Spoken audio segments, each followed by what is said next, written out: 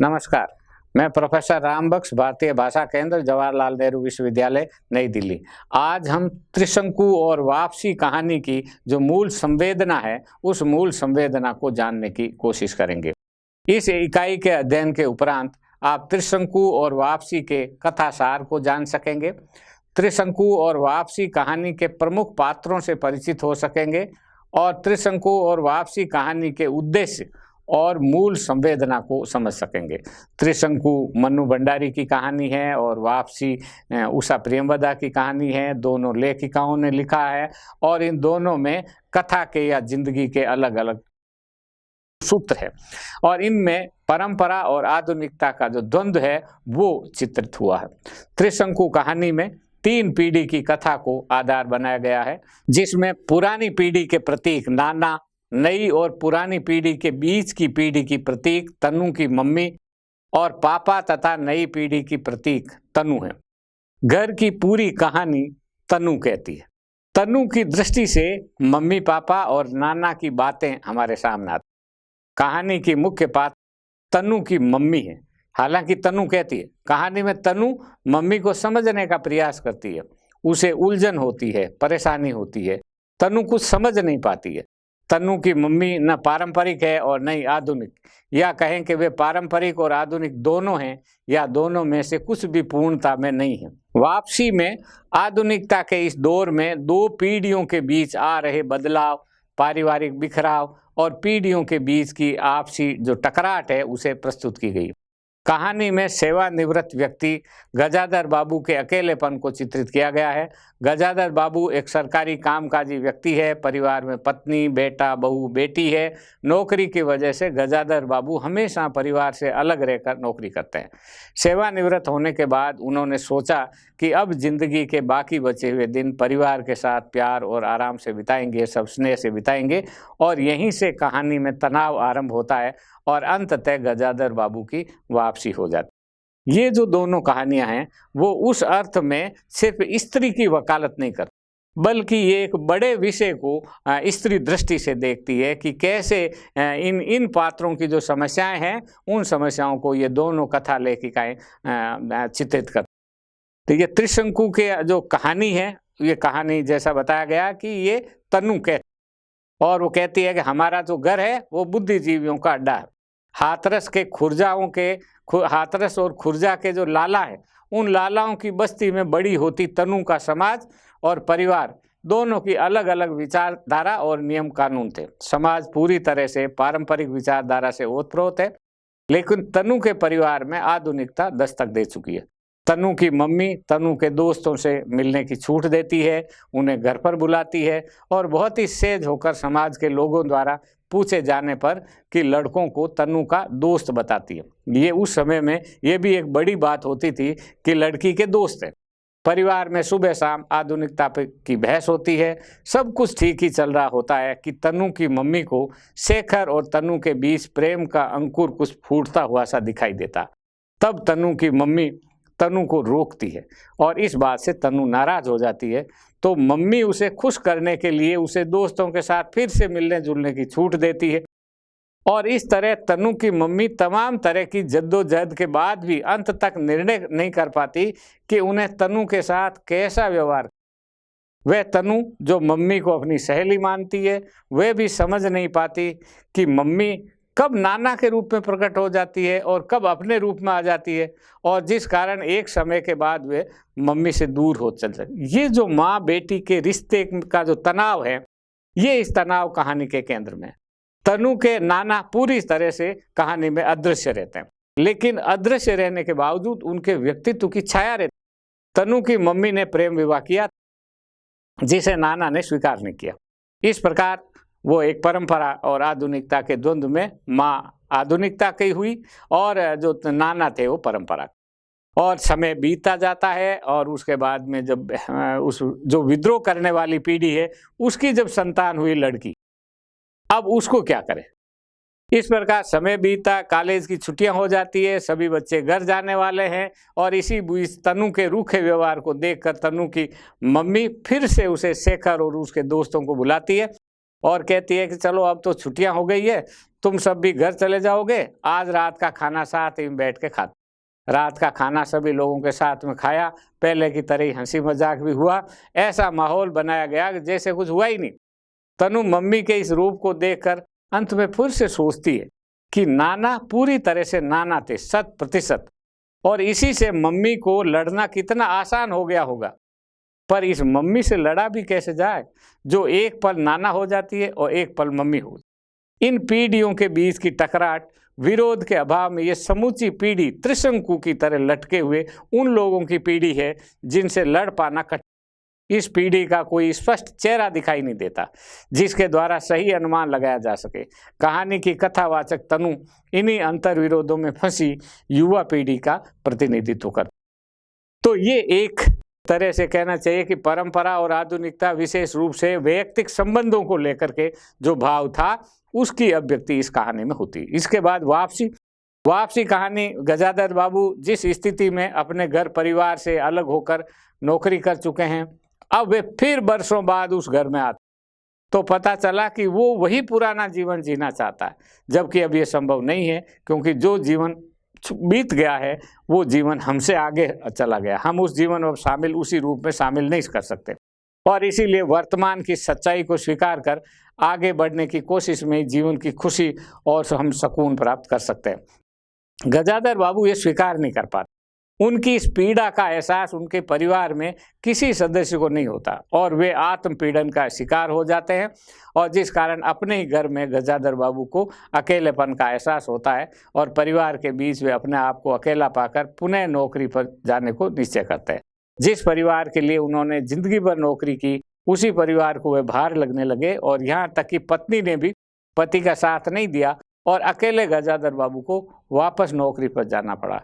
गजाधर बाबू की वापसी आधुनिक परिवार में टूटते पारिवारिक संबंधों और परिवार में बूढ़े व्यक्ति की स्थिति की झांकी प्रस्तुत करता है। ये सिर्फ स्त्री के दृष्टि से देखा जाता तो संभवतः ये कहानी नहीं लिखी जाती। ये एक ऐसी मानसिकता है कि एक सामान्य संवेदनशील व्यक्ति महसूस कर सकता है, और इसीलिए गजानन बाबू की जो पत्नी है, उस पत्नी की भी जो भावनाएं हैं, उसको इन्होंने बहुत आलोचनात्मक ढंग से उषा प्रियंवदा ने रखा। इसके जो प्रमुख पात्र है, जैसे त्रिशंकु जो कहानी है, इसके जो मुख्य पात्र है, हालांकि मुख्य पात्र हमको तनु के रूप में वर्णन आता है कि तनु अपनी बात कह रही, तनु अपनी पीड़ा कह रही, लेकिन नहीं, इनका जो प्रमुख कहानी का जो मुख्य पात्र है वो तनु के मम्मी पापा। तनु और तनु का दोस्त शेखर और पुरानी पीढ़ी के प्रतीक नाना जी है। ये तनु युवा पीढ़ी का प्रतिनिधित्व करती है। वह समझ नहीं पा रही है कि उससे मम्मी की पीढ़ी या जो पुरानी पीढ़ी है उससे क्या चाहती।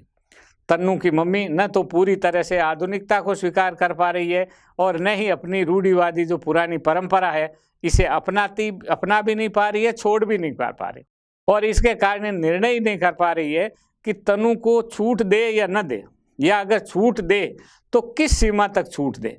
तो कोशिश वो भी करती है, बड़ी बेचैन रहती है, एक सीमा तक छूट देती है और फिर समाज के व्यंग बाणों का विरोध भी करती है, फिर एक सीमा के बाद तनु को आगे बढ़ने से रोक लेती है। वह नहीं चाहती कि रिश्तों के बीच किसी प्रकार का अनबन हो, जैसा उसके और तनु के नाना के बीच में हो गया था, जिस कारण वह बहुत ही सावधानी से तनु को संभालना चाहती है। लेकिन तनु की मम्मी स्वयं से तनु के लिए सही निर्णय ले पाने के कारण विकल्पहीन कहानी में नजर आती है, और आधुनिक पीढ़ी का प्रतिनिधित्व करने वाली तनु के सामने भी कोई विकल्प नहीं। वह मम्मी से परेशान होकर कहती है कि मम्मी तुम अच्छी तरह समझ लो कि मैं भी अपने मन की ही करूंगी, हालांकि मेरे मन में क्या है इसकी कोई भी रूपरेखा मेरे सामने नहीं थी, आपको पता ही नहीं कि आप क्या चाहते हो। शेखर बहुत ही सहज लड़का है, वह तनु से बात न होने पर बहुत परेशान होता है, जो तनु की मम्मी को अच्छा मेरे सामने नहीं थी कि वो बुरा लगे, इसलिए वे शेखर पर रुक रुक कर प्यार बरसाती है जिससे वे टूट न जाए। कहानी में तनु के पापा का रूप तनु की मम्मी के बात व्यवहार के साथ सहयोगी के रूप में, अलग से तनु के पापा का कोई व्यक्तित्व नहीं बनता, जो व्यक्तित्व बनता है मम्मी का बनता है।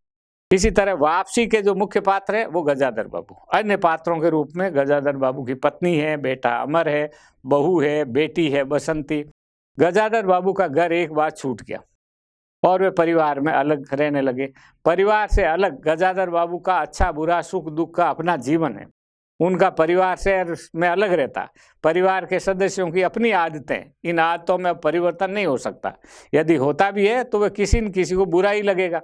गजाधर बाबू की परेशानी ये है कि वे छूटी हुई अतीत की गाड़ी में पुनः वैसे ही बैठना चाहते हैं जैसे पहले बैठा करते थे, और जो अब संभव नहीं, क्योंकि अब उनके लिए वहाँ कोई जगह नहीं बची।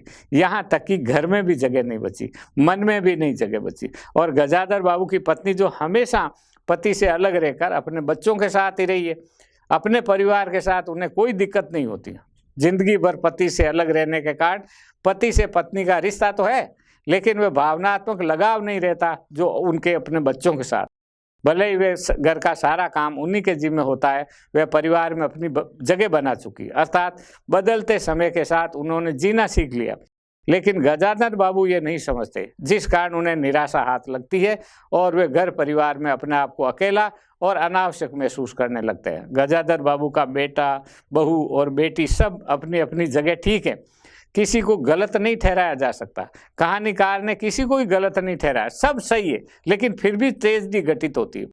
और इसीलिए वापसी जो कहानी है वो ट्रेजिक कहानी, करुणा कहानी, और करुणा गजाधर बाबू के लिए उत्पन्न होती है। गजाधर बाबू ने जिन लोगों के लिए पैसा कमाया, सुख सुविधाएं प्रदान की, वे बदले में कुछ नहीं कर पाते। सब अपनी अपनी जगह सही है, लेकिन इस सब से सही होने से गजाधर को क्या मिला? कुछ भी नहीं। संबंधों में आया ये बदलाव माँ बाप, पुत्र पुत्री, भाई बहन, पति पत्नी, प्रेमी प्रेमिका आदि रिश्तों के बीच विविध स्तरों पर देखा जा सकता। गजाधर बाबू की पत्नी नई पीढ़ी के साथ रहते हुए समझौता कर लेती है, लेकिन वह अपनी पारंपरिक विचारधारा की मान्यताओं से निकलकर आधुनिक नहीं बनती, जिसकी शिकायत वे मौका मिलने पर ही पति गजाधर बाबू से करती है। नई पीढ़ी अपने ही लोगों के प्रति संवेदनहीन होती जा रही है। पारिवारिक और सामाजिक जिम्मेदारियों को वहन करने में वो कतरा रही है। गजाधर बाबू का बेटा अमर कहता है, बूढ़े आदमी हैं, अमर भुन भुनाए, चुपचाप पड़े रहो, हर चीज़ में दखल देने क्यों देते हो? बेटे की बातों का माँ भी समर्थन करती है, क्योंकि वे जानती है कि उन्हें पति के साथ नहीं, बहू बेटे के साथ ही रहना। गजाधर बाबू आधुनिक और पारंपरिक मूल्यों के बीच अपने आप को व्यवस्थित नहीं कर पाते और अंत में घर से वापसी का निर्णय कर नौकरी पर लौटना ही उचित समझते। ये कुल मिला करके ये इनकी कहानी है, और कहानी के दोनों पात्रों का सार तत्व है, और जिसे हम कथानक के माध्यम से और इन चरित्रों के परिचय के माध्यम से समझ सकते हैं। क्या है उद्देश्य इनका और इनकी मुख्य संवेदना क्या है? क्या कहानीकार कहना चाहता? त्रिशंकु कहानी में तनु कहानी कहती है, अपनी बात कहती है, और कहानी के यथार्थ को तनु की आंखों से दिखाएगा। जो भी जिन घटना घटित होती है वो तनु देखती है, तनु बताती है, परंतु वो तनु अपनी बात नहीं करती। ये तनु की कहानी है ही नहीं, और यही इस कहानी का सौंदर्य भी। कहानी तनु की मम्मी की है, इसलिए कहानी के जो मुख्य पात्र है वो तनु ना होकर तनु की मम्मी है, जो कभी मम्मी बनती है तो कभी नाना बन जाती है, और कभी उनमें सारा समाज बोलने लगता है तो कभी वे स्वयं बोलने लगती है। कभी वे आज़ादी देती है और कभी नियंत्रण रखने लगती है। वे स्वयं नहीं जानती कि वे क्या चाहती है और कितनी आज़ादी देना चाहती है, या बिल्कुल नहीं देना चाहती। अगर वो बिल्कुल आज़ादी नहीं देना चाहती तो वो परंपरागत नाना की तरह से हो गए। अगर वो आज़ादी देना चाहती है लेकिन फिर रुकती है तो ये स्त्री शंकु में पहुँच गए। इसी कारण पुरानी पीढ़ी और नई पीढ़ी का जो संवाद है वो बिखर बिखर जाता, हर बार टूट जाता। कोशिश करते हैं, पुरानी पीढ़ी भी इस संवाद को बचाए रखने की कोशिश करती है, कभी कभी सफल भी होती है, परंतु अपने संस्कारों के कारण उस संवाद को वो बनाए नहीं रख पाती। ये एक दिक्कत है। उनकी भी अपनी एक ट्रेजेडी, उनकी भी अपनी एक, तनु की मम्मी की भी अपनी समस्या है। त्रिशंकु देश की स्वाधीनता के बाद तेजी से विकसित होती उस पीढ़ी की कहानी है जो गर्व से अपने आप को बुद्धिजीवी कहलाती है। यह वह पीढ़ी है जो प्रेम, विवाह, आधुनिकता और संपूर्ण मूल्य दृष्टि को लेकर न तो पुरानी भारतीय परंपरा को छोड़ पा रही है, न नए जीवन मूल्यों को अपना पा रही है। ये पीढ़ी नई मान्यताओं को अपनाना चाहती है, लेकिन पुरानी मान्यताओं को छोड़कर नहीं पा रही, और इस कारण नई पीढ़ी गहरे अंतर्द्वंद के शिकार रहती है। उसका लालन पालन इस अंतर्द्वंद में होता है। समस्या पुरानी पीढ़ी की है, लेकिन जो परेशानी झेलनी पड़ रही है वो तनु को झेलनी पड़ रही है। समस्या मम्मी की, तनु की मम्मी की है, और इसीलिए त्रिशंकु स्त्री द्वारा लिखी गई प्रथम प्रेमानुभव की कहानी। पहला प्रेम जो तन्नू का होता है, त्रिशंकु कहानी का ताना बाना आधुनिकता को केंद्र में रखकर बुना गया। और जिस घर में आधुनिकता का समर्थन हर बार होता हो, अगर कोई मेहमान आ गए तो उनके सामने जो चर्चा होती है तो वे आधुनिकता की बातें हो जाती है। और वो सिर्फ पहनावे और छुरी कांटे तक ही सीमित नहीं। इन बहसों में लीक छोड़कर कुछ नया करने की बहुत बातें सुनाई पड़ती है। जैसे शादी को यहाँ बर्बादी के तौर पर पेश किया जाता है, विवाह संस्था में पति पत्नी का संबंध नकली और ऊपर से थोपा हुआ ही हो सकता है। इनकी बहस है तो ऐसा लगता है कि आधुनिकता अपने चरम सीमा पर पहुंच सकी है और 1-2 तलाक तो हो ही जाएंगे। लेकिन जैसे जैसे आपसी बातचीत स्पष्ट होती है, ये अपने यथार्थ जीवन में पूरी तरह अपने संस्कारों में बंधे हुए होते हैं, जिस कारण इन्हें अपनी परंपरा और संस्कारों से मुक्ति नहीं मिल पाती। और संभ्रांत परिवार की बौद्धिकता प्रदर्शन भी धन संपत्ति के प्रदर्शन की तरह ही हावी होता है। तन्नू की मम्मी वो नारा तो ये देती है कि मुक्त रहो और मुक्त रखो, लेकिन कितना मुक्त रखो? और बेटे को मुक्त रखो, बेटी को भी मुक्त रखो। और यहाँ पर प्रश्न आता है कि बेटी का, क्योंकि सारी नैतिकता, मानवीयता, परंपरा और संस्कार का जो प्रश्न है वो पुत्री के साथ, बेटी के साथ जुड़ता है। और इसीलिए ये संकट आता है कि अब इन बच्चों का लालन पालन हम कैसे करें। वो लालन पालन करना आता नहीं। और इसलिए इन्होंने जो आधुनिकता, हमारे हिंदी साहित्य में जब आधुनिकता का पदार्पण हुआ और नई कहानी, नई समीक्षा का जब दौर शुरू हुआ, उस समय परिवार के भीतर जो नयापन है उसकी कैसे अभिव्यक्ति हो सकती है, उसके बारे में उन्होंने देखा कि किस तरह से जो तन्नू की मम्मी है वो बेटी के को नियंत्रित कैसे करे, बेटी का, उसके जो लड़के जो दोस्त हैं उनके साथ में किस तरह का मुक्त रखें, कितना न रखें। मोहल्ले वाले जब बात करते हैं तो अजीब तरह की शंकाएं उनके मन में पैदा होती है। जब मोहल्ले वाले बात कहते हैं तब तो ठाठ से वो जवाब दे देती, क्योंकि तब उनके पास में आधुनिकता का मामला रहता है। लेकिन कई बार ऐसा होता है कि आप एक बार बाहर से संघर्ष करके चुप रह जाते हो, लेकिन वो बात आपके मन में घर कर जाती है। और इसीलिए मम्मी फिर एकदम से भड़क उठती है कि तुमको हमने छूट दी, आज़ादी दी, तो ये इसका ये मतलब नहीं है कि तुम इसे उच्छृंखलताएं करो। ये जो भावनाएं हैं ये इसमें बार बार हमें देखने को मिलती है। तो वो गुस्से में कहती है कि जितनी इनको आज़ादी दो उतने ही वो पैर पसारने लगती है, शंका आने लगती है, चरित्र के बारे में शंका आती है। और कहती क्या, बीतते भर की लड़की और कर्तव्य देखो इनके, जितनी छूट दो उतने पैर पसारते जा रहे, इसके एक झापट दूंगी तो सारा रोमांस जड़ जाएगा 2 मिनट में। अब ये जो वक्तव्य है, ये सारा वक्तव्य जो पारंपरिक दृष्टि है उस पारंपरिक दृष्टि से दिया हुआ व्यक्तित्व है। और एक टर्म से जो ये बोल रही है, तो जिसको एक परंपरागत व्यक्ति इसी तरह से बोलता है कि रोमांस और प्रेम और आपस की दोस्ती और लड़कों के साथ उठना बैठना ये अच्छी बात नहीं होती। इसी स्तर पर कहानी किसी बाहर नहीं निकलती, यहीं तक ही रहती है। वह स्त्री जिसने स्वयं प्रेम विवाह किया था, वह स्त्री जिसने अपने पिता से संघर्ष किया था, यानी नाना से संघर्ष किया था, और जिसका लालन पालन आधुनिकता के खुले माहौल में हुआ था। लेकिन वही स्त्री जब बेटी के साथ में आता है तो उसके बाद में वो छूट नहीं देनी चाहती, और इसीलिए बीच बीच में वो बुरा भला कहती है, कभी नाराज हो जाती है, कभी कुछ हो जाती है। ये जो वर्णन है, वो जो छूट है, ये छूट भी छूट नहीं, इतने देर तक तुमको छूट है और फिर जो ही आप आगे बढ़े त्यों ही वो खींच लिया। तो ये जो पीढ़ी में जो तन्नू की पीढ़ी है वो निर्णय ले सकती है, निर्णय लेने का साहस है, और कोई भी जब निर्णय क्षण आएगा तो ये पीढ़ी जो है वो निर्णय लेगी। लेकिन ये जो बीच वाली पीढ़ी है जिसने पहला संघर्ष किया था, उसकी क्या हालत है। और स्त्री लेखिका होने के कारण मन्नू भंडारी ने स्त्री मन और प्रेम के सहज एहसास को चित्रित किया है। बहुत ईमानदारी से कहूँ तो अपने होने का पहला एहसास बड़ा रोमांचक लगा, और मैं अपनी ही नज़रों में नई हो उठी, नई और बड़ी। ये वर्णन तन्नू का है। अजीब सी स्थिति थी, जब वे फबतियाँ कसते तो मैं गुस्से से भरना उठती। हालांकि उनकी फबतियों में अशिष्टता कहीं नहीं थी तो केवल मन को सहलाने वाली एक चुहल। तन्नू के मन में प्रेम रूपी भावनाओं का जो जन्म हो रहा था, और जिस कारण हवा में उछाले गए रिमार्क मन को सहलाने वाले लगते थे। ये एक तरह से ये जो पंक्तियां हैं वो एक स्त्री लेखिका ही लिख सकती है, क्योंकि इसकी तो अभिव्यक्ति ही नहीं होती और बहुत बारीक तरीके से उन्होंने पात्र को देखा। तो इसीलिए त्रिशंकु कहानी में बनावटी जो यथार्थ है उस बनावटी यथार्थ की पुष्टि होती। तनु की मम्मी का तनु का से जो खुला माहौल मुहैया कराया है, तो जिसमें जो सुनता वही कहता वाह, ये हुई ना कोई बात। आपका बड़ा स्वस्थ दृष्टिकोण है चीज़ों के प्रति, वरना लोग बातें तो बड़ी बड़ी करेंगे पर बच्चों को घोंट कर रखेंगे और जरा सा शक सुबह हो जाए तो बाकायदा जासूसी करेंगे। और मम्मी इस प्रशंसा से निहाल होती हुई कहती, और नहीं तो क्या, मुक्त रहो और बच्चों को मुक्त रखो। हम लोगों को बचपन से ये मत करो, वहाँ मत जाओ, ये करो, कितना बांधा गया था। हमारे बच्चे तो कम से कम इस घुटन के शिकार ना हो।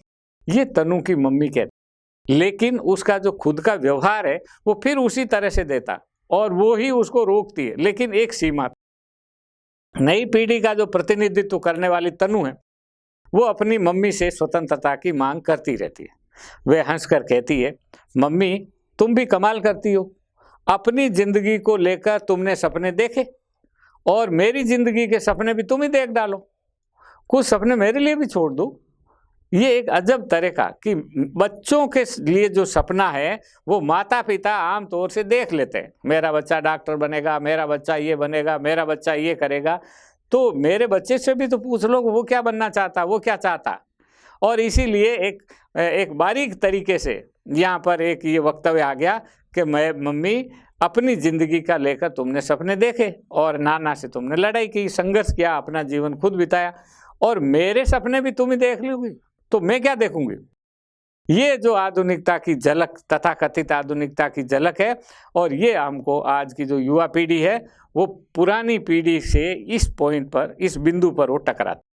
और कहानीकार का स्वर ये भी है कि वो ये कहना चाहती है कि पुरानी पीढ़ी के लोगों को समझ लेना चाहिए कि जैसे हम पिछली पीढ़ी से अधिक समझदार थे, हमारी जो आगे वाली पीढ़ी है वो हमसे अधिक समझदार है। तभी तन्नू मम्मी से कहती है कि मम्मी जो काम आप 25 वर्ष में करने को सोचती थी वे काम हम 15 वर्ष की उम्र में ही कर देंगे। आज की युवा पीढ़ी विचारों से पूरी तरह खुल गई है, जिस पर पुरानी पीढ़ी के लोग बार बार पर्दा डालने की कोशिश करते हैं। आपको समय लगता है, आपने जो किया काम अच्छा किया, बड़ा किया, लेकिन हम थोड़ा जल्दी करना चाहते हैं, इसमें क्या बात है।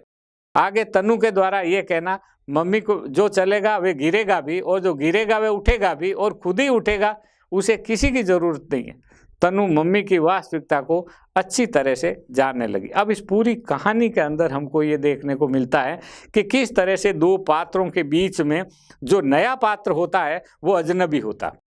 वो समझना, नाना को समझ में नहीं आया कि तन्नू की मम्मी क्या सोचती है और इसीलिए उन्होंने विरोध किया। और विरोध किया तो उनको ये बिल्कुल विश्वास नहीं था कि ये विद्रोह कर देगी और वो अपने हिसाब से प्रेम विवाह करेगी, उनको पता नहीं था। इसी तरह से तन्नू की मम्मी को भी ये नहीं पता है कि ये क्या करेगी लड़की, और हालांकि उस लड़की को भी नहीं पता कि मैं क्या करना चाहती हूँ। वो तो इसलिए कि जो हमारा हमेशा जो भविष्य का जीवन होता है वो विश्व में ही रहता, मालूम नहीं होता जिंदगी हमको जहाँ ले जाती। लेकिन इतना तय है कि हम पुरानी पीढ़ी को अच्छी तरह से जान समझ पाते हैं। तन्नू के द्वारा तन्नू की मम्मी का जो समझ है, जो विश्लेषण है, जो वो बातें मम्मी के बारे में कहती हैं, उससे ये पता चलता है कि इसको अब काफ़ी कुछ मम्मी समझ में आ गई। और इसलिए वो आम तौर से उसका जो निष्कर्ष ये है कि इनकी जो आधुनिकता है ये ऊपरी, असल में ये परंपरागत है और उस परंपरा की रक्षा के लिए आधुनिक तर्क देती है और आधुनिक लोगों के साथ रहना चाहती है, बस इतना ही। और इसलिए ये इनकी जो आधुनिकता है, इस पुरानी पीढ़ी की जो आधुनिकता है वो आधुनिकता छद्म है और वो वास्तविक आधुनिकता नहीं है। और वो अपने बच्चों को वो स्वतंत्रता नहीं देना चाहती जिस स्वतंत्रता का उन्होंने संघर्ष किया।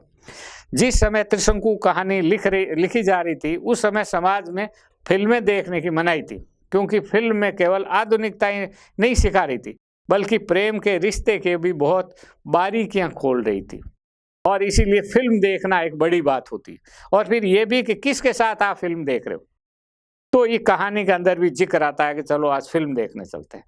और इसीलिए कहानी में परंपरा का द्वंद्व, विचारों की आपसी टकराहट के कारण और अन्य सामाजिक समस्याओं को खोलने का काम नई कहानी ने किया, लेकिन खोल नहीं पा रही।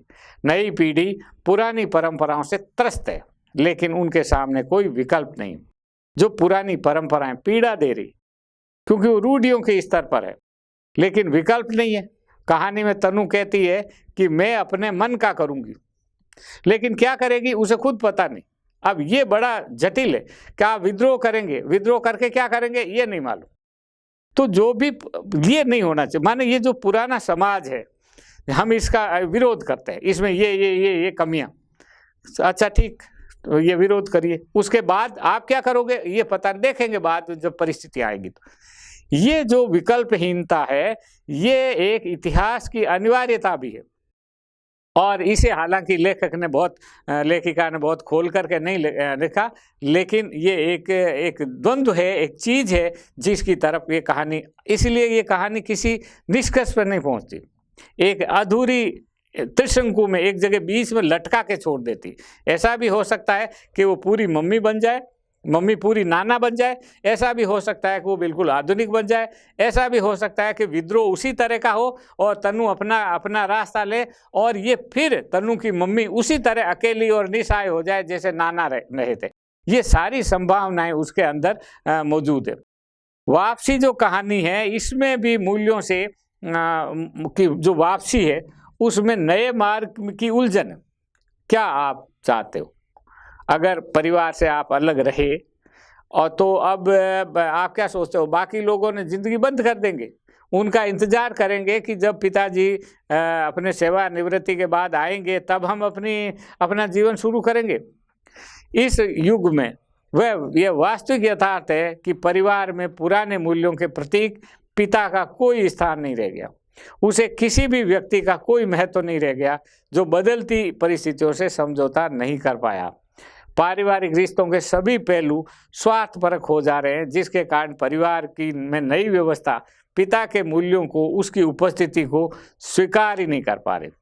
समाज में जिस पत्नी को आज तक अनुगामिनी माना जाता रहा है उसका भी रूप बदला।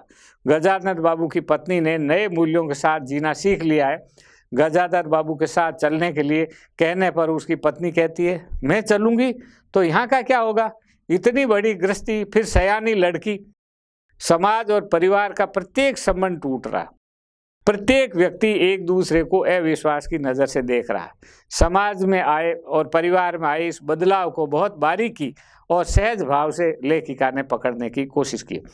अब इसे आप विद्रोह के अर्थ में भी नहीं थी, जिस तरह की त्रिशंकु कहानी के अंदर संघर्ष होता, एक पात्र को परेशानी और उसके अंदर एक सही है एक गलत है जो भी है, लेकिन वो भी अपनी जगह सही है, वो भी अपनी जगह सही है, क्योंकि दो सही के बीच का जो तनाव होता है वो ज़्यादा मारक होता है। एक गलत, एक खल पात्र है और एक अच्छा पात्र है, तो आपको तय करने में कोई बहुत समय नहीं लगेगा कि आप किसके साथ जाएंगे।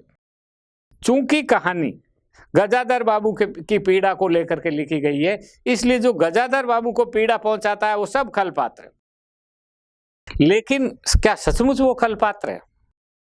इस ओर अगर वो कहानीकार देखती तो हो सकता है कि वो दूसरी तरह की बात आती, पर अभी तो कहानी में इनका ही दर्द है। जब कोई कहानीकार उनके दर्द का वर्णन करेगा, पत्नी के दर्द का वर्णन करेगा, तो चीजें दूसरे ढंग से आएंगी। दरअसल जो मानवीय रिश्ते हैं वो सर्जन के रिश्ते हैं। अगर आप सर्जन के साथ में जुड़े हुए रहते हैं तो आपके रिश्ते हमेशा बने रहते हैं। जो ही आप उपभोग के रिश्ते में आते हो, एक साथ बैठ करके खाना खाएंगे, परिवार ये है।